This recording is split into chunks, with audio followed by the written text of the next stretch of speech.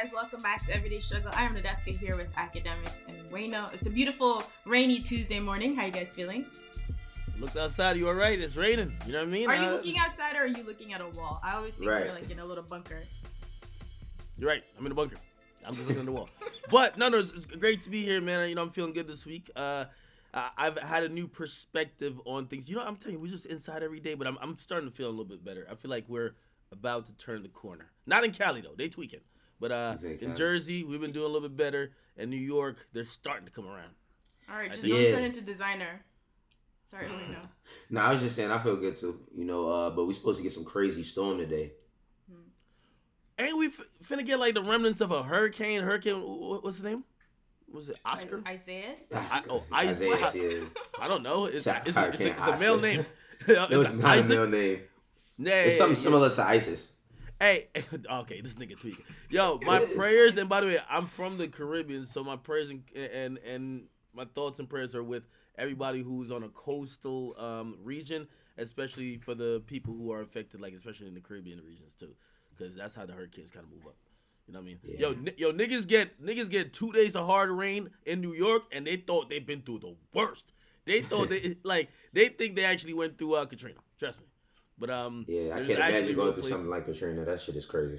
Yeah. Well, it passed through the Carolinas already, and it is coming up the coast. So hopefully, everyone watching is good and your families are safe. I guess we could start today's episode finishing up a conversation that popped up at the very end of yesterday's episode. Wayno, I don't know if you were joking or not, saying that maybe 6ix9ine is the real industry plant, because obviously Ak loves to find himself a good industry plant. He loves a good conspiracy theory too. He's definitely. I think he definitely has like some. He definitely has some DNA of an industry plant though, for real. I think he does. Listen, so I just think that. Lay out the facts, Wayno. Lay out the facts. I'm ready. This is just my own theory. But okay, look. What nobody talks about when it comes to 6ix9ine is that he is signed to a label. There is no people know who he signed at, but they know that there's really no face. Like there's no person you can pinpoint and say, oh, he signed to that guy, right? But yeah, since he's come home, I think that there's definitely been an agenda and strategic placement. Akademiks, whether you like it or not, you are in this industry. You're another person that strategically places and pushes 6ix9ine. Nah, I'm not saying I'm the gardener for the industry plants. Nah, you're not a gardener, but you definitely plant some seeds there. Like you definitely plant some seeds. Go ahead, Wayno. Lay out your facts. You know, I'm gonna be respectful. Go out. So, all right, cool. I'm hearing you. I'm looking at the label. I'm looking at looking at you. You know what I'm saying? Okay. And I think that there's a lot of people behind the scenes that are behind him. Like the thing about 6ix9ine is that you don't get positioned the way you are not having a ton of people behind your project. And there's a lot of people that are working with and for him, to move him. And I think that it's just an agenda to kind of push that anybody can go number one or anybody can be the biggest artist that there is. So yeah, I do think that he's somewhat of an industry plant. Not so much before when his album, when he first came out. When he first came out, it looked like it organically came from the streets. But since he's come home, yeah, it's definitely looked very industry planning. Wayno, sorry to say, buddy. I thought you had some stronger points. What? Good theory, though. All right. So let me get my little industry plan back, right? So by your definitions, though. By your definitions. Okay. And this is how I spot an industry plant. Okay. There are major industry. Let me name a few of them. Radio is controlled by the music industry. Right. Whether you want to believe it or not, playlists, especially editorial, on any platform is controlled or heavily influenced by the industry. Right? Now, an industry plan to me is I'm like, okay, cool. Yeah, we supposed to see Roddy. We supposed to see Future. He just dropped some new shit. No. And then no. This is usually what happens. And then all of a sudden, I see somebody who looks out of place that has been planted. So he's not out of place. That's planted. Like he's not out of place right now. He's more out of place than he's ever been. No. Well, this is not. This is my whole argument is not a 6ix9ine defense, but I will get to it. So that's, I think that's a general idea. But wait, just so it's a little bit less vague, when you say out of place, in what way? Like you feel like the music hasn't been buzzing enough before for them to have placement, or? All right, perfect. So recently, salute to my man Carl Cherry. He runs, most of the Spotify playlists, right? The biggest playlist, over 20 million followers, right? This was pretty much Hot 97. This is pretty much Power 105 of streaming, right? Rap Caviar. You go on there, you're gonna see all the hot artists, the Drakes, the Weekends if he has a hip hop song, whatever. Right. I usually know everybody on the list. These are this is the top of the top.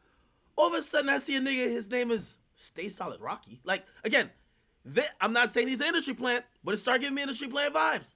You don't see a random pop up in the likes and the ranks of certain individuals. So then you have to say, how did this individual get planted on this list? Ow! So Akademiks, I have a question, because it sounds kind of by your standards, an industry plant is somebody who's a little bit forced on us, or a little bit served to us. And all I'm saying is this: while 6ix9ine might not have the same, he doesn't have the same media coverage he used to have, and he doesn't have like the playlist support. I still feel like it's still served a certain way. I feel like it's still served. Like you can definitely see that there's a machine behind it, regardless to him losing the relationships that he prior had. I feel like if if he's an industry plant, I would go to say he got to be an industry like you got your nice little grass. Trust me, I just got my lawn's so amazing. But like you got the little weeds that pop up. Yeah, you can't be a plant, bro. Like you don't get no playlisting. Radio don't like all the industry. No. Wait, I'm just saying. Hold on. Go ahead. Who actually plants the plant? If this question makes sense, right? Does it have to be someone who is in the industry, or someone who just had a lot of money and is paying people in the industry? Who's the planter? Go ahead. Wayno, do you want me to keep it all the way? Listen, this is where the cameras cut off. This is where the lights get fuzzy. They don't want you to notice, okay? Go ahead. Listen. Go ahead. For example, a label will plant it, right? For example, this is before Cardi B. Everybody, this is just market share, right? Nicki was the hottest female artist. Mm-hmm. Trust me. And you've heard testimonies from other artists. Labels have signed women randomly and to say, hey, we are trying to plant you to compete for that market share with Nicki. Atlantic tried it with like 5 different chicks before. Just didn't work. It worked with Cardi. No, Cardi's not a plant, but it popped off. If they could do that, if that actually worked, then nobody would ever miss. Nobody would miss if that I'm not saying that being an industry plant always works. But let me tell you this, right? And this is also, you have to think about the music industry. The music industry is the only industry where they try to control other variables, playlists, radio, this and third. They flood it with money. You know why? Because you can't have a real business predicated on if a creator gets a hit or not. So how are you going to know if you need solid income? So you have to be able to make a hit. You can't. All right. Say I sign Wayno. My whole business model can't be if Wayno fucking gets high one night and makes the biggest song of his life, right? So let's say he's just making a bunch of mid songs or garbage. I need to make sure I can still make a return on the $5 million I just signed him for. That is where you got to control the other. You get what I mean, Wayno? Come on, Wayno. But that's what I'm saying. His situation is controlled. Look, okay.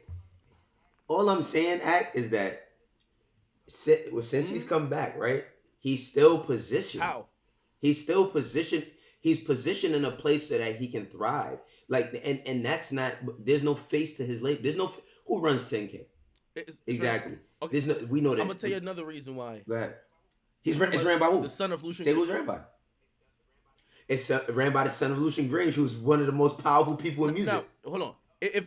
I'm just saying. If the question is anybody else, does 6ix9ine's label or even label's boss has the power to pull certain strings? Yeah, but clearly not enough strings to force Spotify to fuck with you and force radio to fuck with you.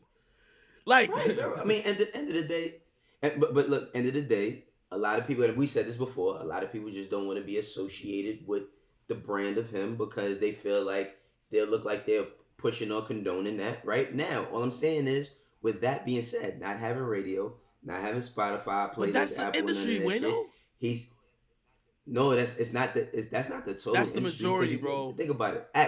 Act. We just said yesterday how a lot of the songs he's been dropping been mid. Yeah. You said it.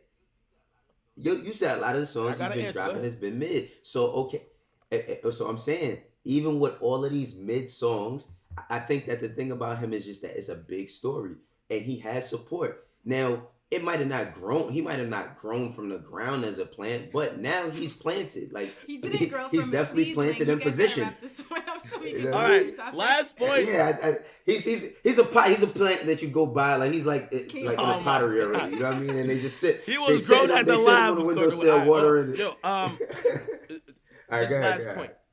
I think, and this is why I think dope theory. And by the way, I could understand why you would even have that theory.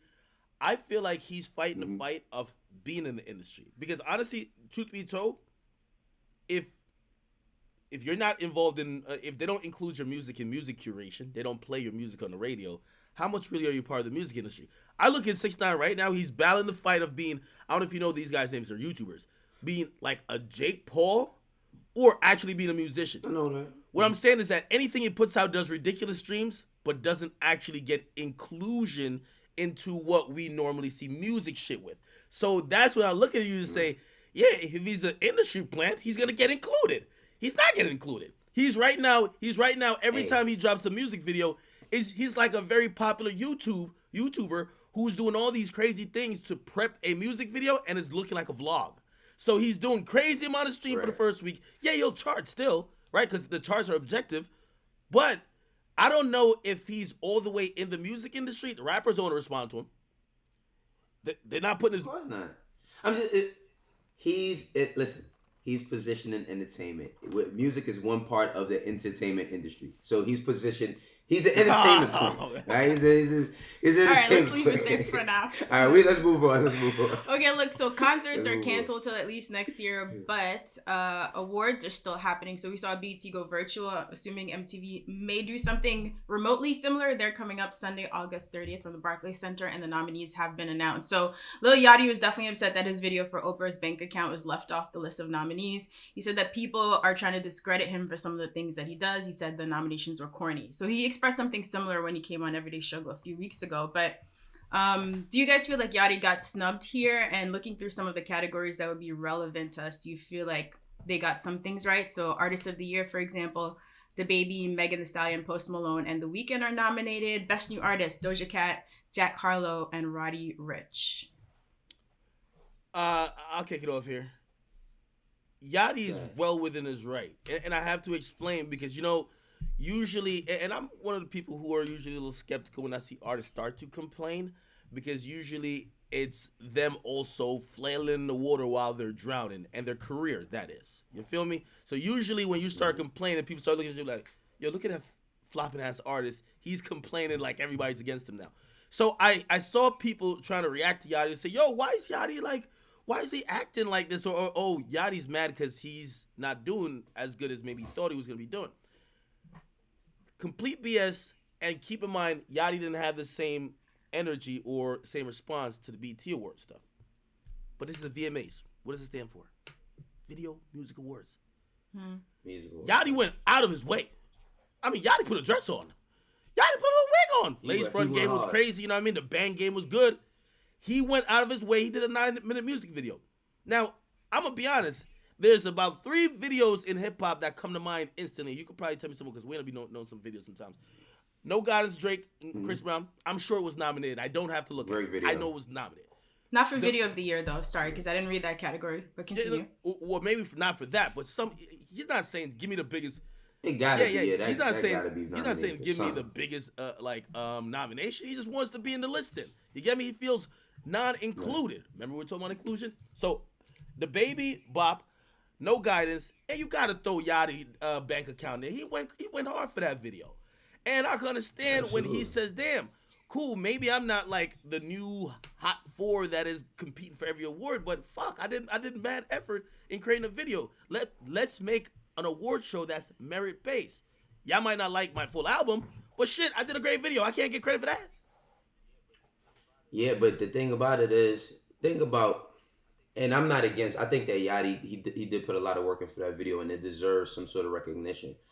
When I think about Oprah's bank account, while it is a great video, it's not that good of a song. If you to have a really, really great video with a song with DaBaby and Drake on it, and people don't really remember the song, that speaks volumes to how people are gonna receive the video. You know, I like on some G shit. I really feel like That's a good point. Yachty deserves way more credit than he gets, and it's just the frustration that's kind of coming back to him. Like, damn, like what else do I gotta do? Like you said, he did put on a damn dress and all of that. And even when he did, I didn't look at it as him being silly. I didn't look at him as any less of a man because he put on a dress. I looked at him like him acting and having a dope role. But when we talk about the record, now while Oprah's bank account is a dope video, that song ain't really it. And to have two of the biggest charting artists on your record, and nobody really talks about that song, and I never heard nobody driving down any block playing that shit. Nobody's supposed to be outside though, man. Like, don't do that to Yachty. Oh, come on, ain't about being outside, man. Like, all right, so even with people being outside, now look, we paid, ain't got the best video, but that fucking song, is rocking on another level, right? Most people and I like the video for We Paid, but most people you ask about We Paid, they ain't gonna say shit about the video, but they gonna say something about the song. Well, so guys, hold on. So I'm looking up the categories right now as you're talking. So to round out video of the year for the ones of interest to us again, Eminem, Future and Juice WRLD, Godzilla, Future and Drake, Life is Good, then The Weeknd is in there. And then the other video categories, as far as I'm seeing, is not as clear as just best hip hop. There's specific things like best visual effects, best art direction. So like you guys are saying, maybe best art direction or something. He could have been nominated because Rocky got nominated for Bobby Shmurda. Life is Good is a hell of a video. Yeah, so. And by the way, you know, I'm here to give the other side of what's going on. You okay? I was definitely while you know doing my rounds in the trenches this weekend. I heard some Yachty, and it was the Oprah's bank account. Niggas in the hood get money too. Okay, I just want to say that. All right, they were playing that song. Listen, I fuck with Yachty. Yachty put out a great body of work, but. Like Nadeska said, when she just said Life is Good, that we forgot about that video. That's a hell of a video. Now, Babushka Boy, I ain't never seen that shit, so I can't say. But I know that Rocky does put in work on his visuals or whatever. But I just think that it's a little bit linked to the music as well. Listen, go support our guy Lil Yachty. He dropped an album at the worst time ever, like he told us right here, as things were getting crazy with the pandemic. So you can understand why he's upset right now. Shout out to Yachty. Let's just move on, my friends, to Big Facts or B.S.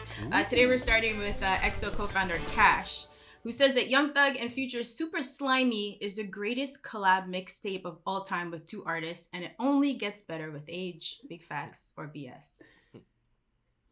I mean, I guess from our responses, you can see what we think. Can you elaborate on this a bit? Are you fucking kidding me? Hey, by the way, we always got to put context. You know what I mean? Yo, listen, salute to Cash. You know, even though, that's my guy, but he's Cash manages Young Thug. So he's not just off the henny, just saying anything, right? He manages Young Thug. Of course, he's gonna take a little liking to many things that Young Thug do. But objectively, as we're trying to discuss this is not near. I don't even know if there's. I can't even name 10 collab albums off the top of my head, but. This ain't even top 10, okay? So even though I can't name 10 of them, I know this shit ain't top 10, to be honest. I don't know if, because I see these little Twitter arguments constantly, I don't know if What a Time to Be Alive has eclipsed. You know, everybody accepted Watch the Throne as almost the undisputed #1 collab album of recent, right? And recent with, recent memory. But I see a lot of people, they like What a Time to Be Alive. Okay, those two albums definitely carried on and made an impact for those artists' career. I don't even remember. I can't name you 2 songs. I can't name you 1 song over this joint. You feel me? Come on. This sounds ridiculous. Bullshit. Yeah.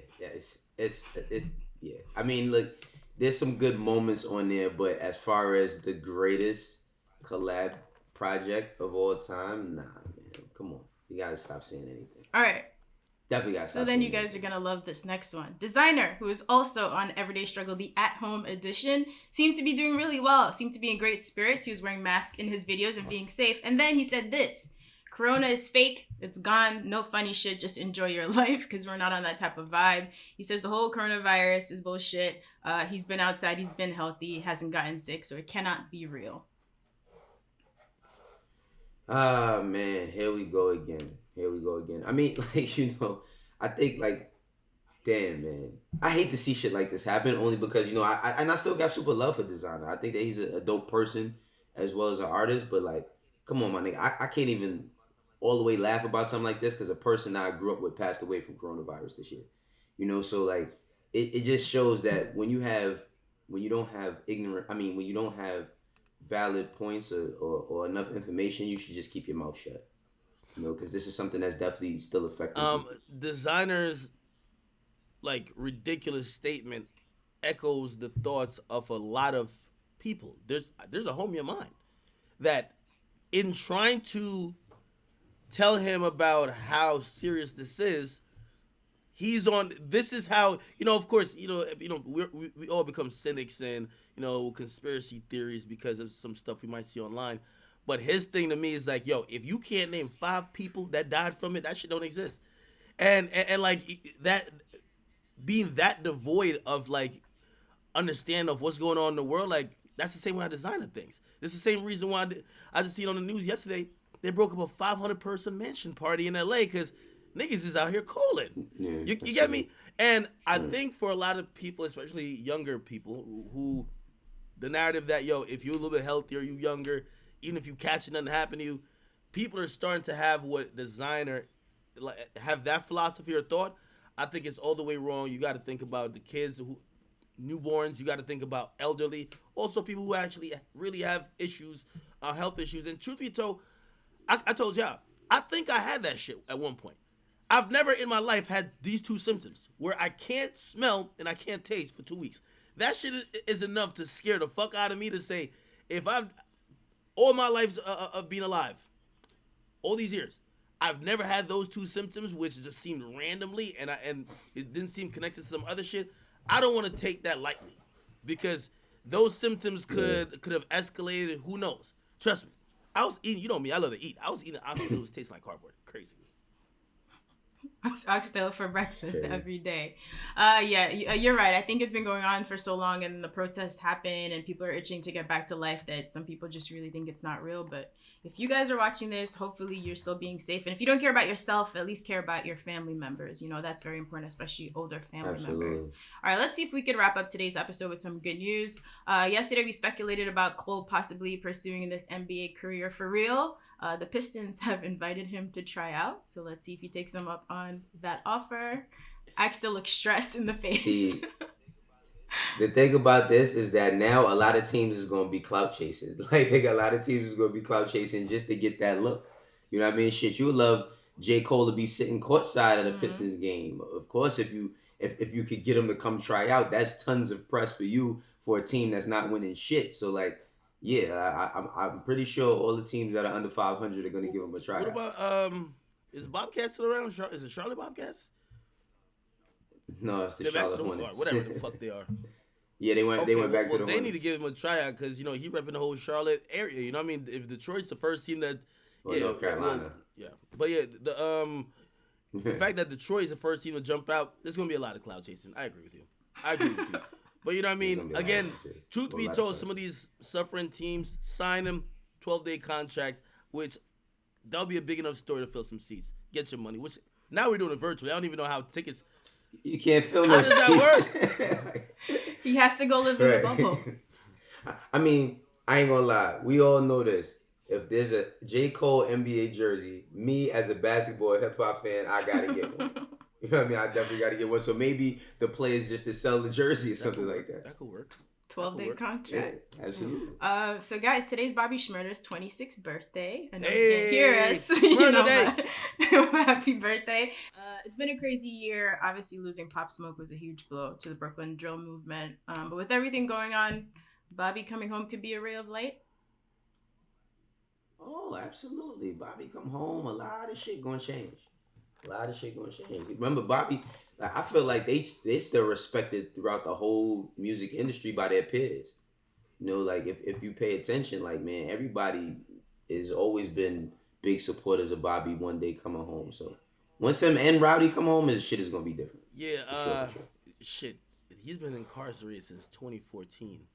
And the great thing is that, to be honest, I feel like there's a sense of welcome in this and people awaiting him getting out, which is good. Because, I think a lot of times when entertainers get locked up, they get put in a funny spot because now they're thinking, if I get out in 5 years, do people care? So I know he's gonna get a great reception back into hip hop. I can't wait for his release. And I talked to Rowdy, and they're in great spirits. So of course we can't wait. Right. All right. Let's see. Absolutely. Guys, that is our show for today. Thank you for watching Everyday Struggle, and we see you here tomorrow on Complex.